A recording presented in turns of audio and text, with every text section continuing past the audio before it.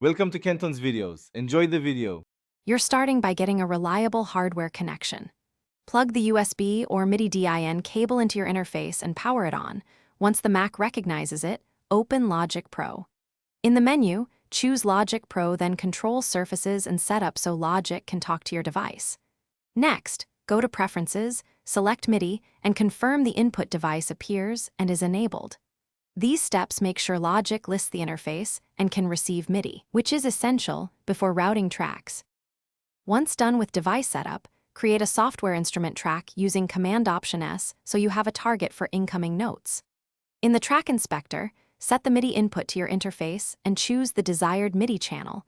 This ensures messages go to the right instrument. Make sure Record Enable and the input monitor are on so you hear the instrument. Watch the MIDI activity meter in the transport to confirm signals arrive. If you need multiple devices, repeat with separate channels and tracks.